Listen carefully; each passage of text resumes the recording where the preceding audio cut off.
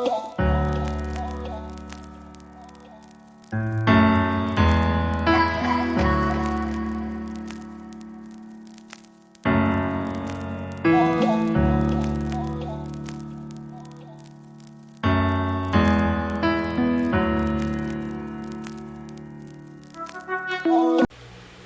guys, so good evening and welcome back to my magical world. It's me, Frostbite, your favorite celebrity here in the Philippines. It's 2:17 in the morning and it's Friday, August 30, 2024. So I just can't sleep. There's a lot of thoughts inside my head and I don't know what to do with it. That's why we are filming. So I just wanna feel more grounded kasi my head is spinning so fast, like it wants to you know make a lot of decisions, but it's not yet the time. Okay, so let's continue. We are on to page 31 and 32 of the book Mastery. So medyo bagalan lang natin kasi um, parang masyado tayong nagmamadali usually kasi 'di ba I have many things to do and I'm usually, as usual, work is really demanding at this moment. So napatawag na naman tayo kahapon for, you know, I just don't wanna say it to you guys. So I don't wanna even talk about it. So anyways, so let's continue. So only when dancing could she feel alive and expressive. Years later, she would go on to invent a whole new form of dance and revolutionize the genre. Sometimes it's not an object or activity, but rather something in culture that sparks a deep connection. The contemporary anthropologist linguist Daniel Everett grew up on the California-Mexico border in a cowboy town. So may kwento lang ako sa'yo. Just, it's um, thoughts, So I just remember watching, like, I think it's a theatrical show or like a classical show or like something like that or like I just can't fully remember it, but it's something that you're gonna be watching in a private uh, place where there's a lot of audience also. So I remember watching that with my ex-boyfriend. So I think he didn't appreciate those kind of things because me, I wanted to experience many things in life. So anything that is new to me, so I wanted to, to savor it, to try it if it's like good to the ears, right? So I think he didn't appreciate it, but I wanted to stay longer there, but he already asked me to go, to send me back to my place. And yeah, so it's just so annoying because, I actually paid for the ticket way back, but he didn't know. I just told him that it was free. Something like that. So fucking annoying, right?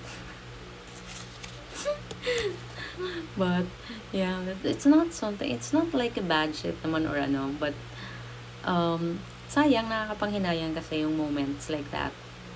So I don't know, what about you guys? So hindi kasi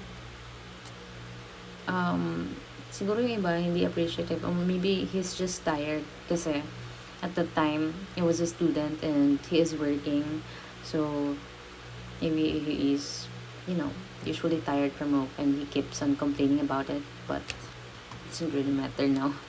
Anyways, so the the contemporary anthropologist, linguist Daniel Everett grew up in the California-Mexico border in a cowboy town. From a very large age, so he found himself drawn to the Mexican culture around him. Everything about it is fascinated. Has it Everything about it fascinated him. Yan. So, nasa na tayo, guys? Wala tayo. So, the sound of the words spoken by the migrant workers, the food, the manners that were so different from the Anglo world, he immersed himself as much as he could in their language and culture. This would transform into lifelong interest in the other, the diversity of cultures on the planet, and what that means about our revolution. And sometimes one's true inclinations can be revealed through an encounter with an actual master. As a young boy growing up in North Carolina, John Coltrane felt different and strange. He was much more serious than his schoolmates. He experienced emotional and spiritual longings he did not know how to verbalize. He drifted into music more as a hobby, taking up the saxophone and playing in his high school band. So then a few years later, he saw the great jazz saxophonist Charlie Bird Parker perform live, and sounds Parker produced touched Coltrane to the core. So something primal and personal came through Parker's saxophone. Lapit ko pala. So, ayan. So, a voice from deep within, Coltrane suddenly saw the means for expressing his uniqueness and giving a voice to his own spiritual longings. So, he began to practice the instruments with such intensity that within a decade, he transformed himself into perhaps the greatest jazz artist of his era. Okay? So you must understand the following in order to master a field. You must love the subject and feel a profound connection to it. Your interest must transcend the field itself and border on the religious. For Einstein, it was not physics but a fascination with invisible forces that governed the universe. So for Bergman, it was not film but the sensation of creating and animating life. The Coltrane, it was not music but giving voice to powerful emotions. These childhood attractions are hard to put into words and are more like sensations that of deep wonder, sensual pleasure, power, and heightened awareness. So the importance of recognizing these pre-verbal inclinations is that they are clear indications of an attraction that is not affected by the desires of other people. They are not something embedded in you by your parents, which come with a more superficial connection, something more verbal and conscious. So coming instead from somewhere deeper, they can only be your own reflections of your unique chemistry. So as you become more sophisticated, you often lose. Wait lang, guys.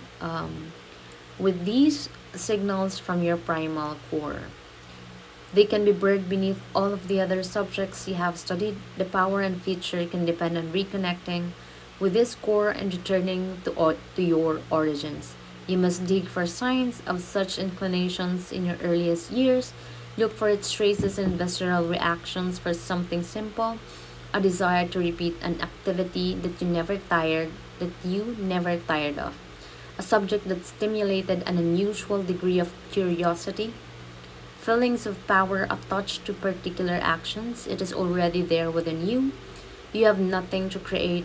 You merely need to dig and refine what has been buried inside of you all along. If you reconnect with these core at any age, some element of that primitive attraction will spark back to life, indicating a path that can ultimately become your life's task. So, we have here number 2. Di ba, nabasa na natin yung number 1. So occupy the perfect niche. The Darwinian strategy. So have here letter A. As a child growing up in Madras, so nagugutom ako guys. Why am I still awake at this hour? So, as a child growing up in Madras, India. So, wait lang. As a child growing up in Madras, India in the late 50s, V.S. Ramakandran knew he was different. He was not interested in sports or the other usual pursuits of boys his age. He loved to read about science. In his loneliness, he would often wander along the beach, and soon he became fascinated by the incredible, by the incredible. I'm dozing off, guys, like from sleep. I'm in the mid of like that. It's like I'm gonna pop out. And, anyways, continue. We can do this. So stay awake, guys. Stay awake.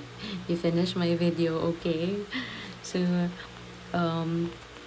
where was I? Where was I? Wait lang.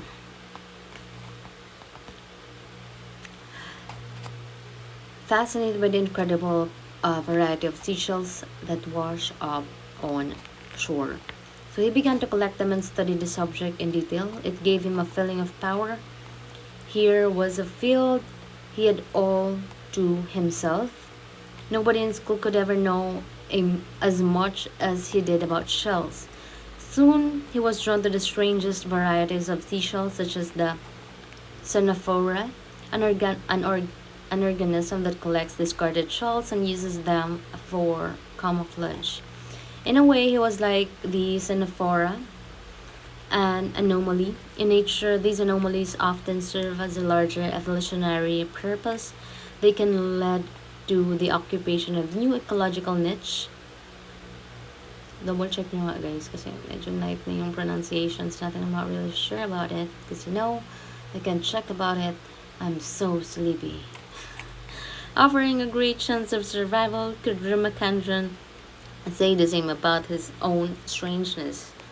So over the years, he transferred his boyhood interest into other subjects, human anatomical abnormalities, peculiar phenomena in chemistry, and so on.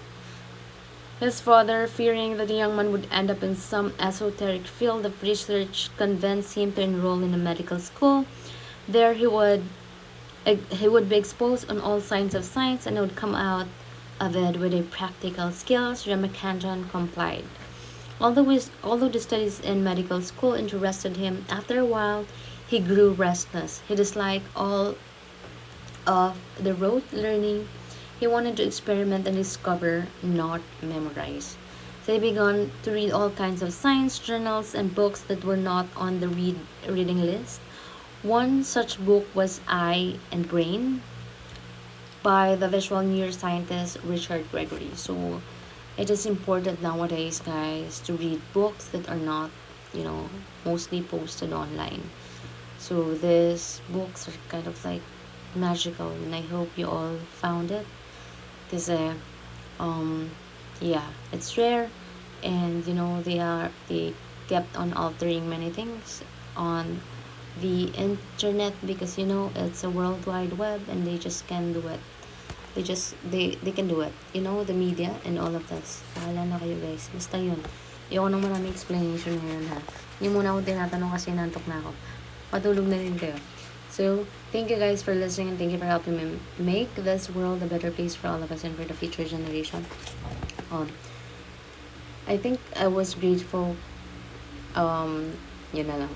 I think I was grateful for the food from yesterday. So to all the people that are always there for me.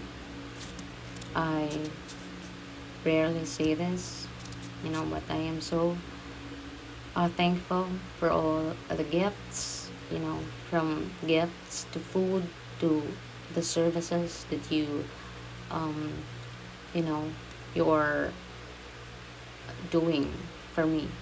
So I'm super grateful and happy about it. I rarely say those things in front of you. So, I hope somehow dito sa channel, you know, it could reach you if you are watching. So, to all my people in the real world, the 3D. So, I'm so happy and grateful, and those people who are from afar, my friends. And thank you for always being there for me.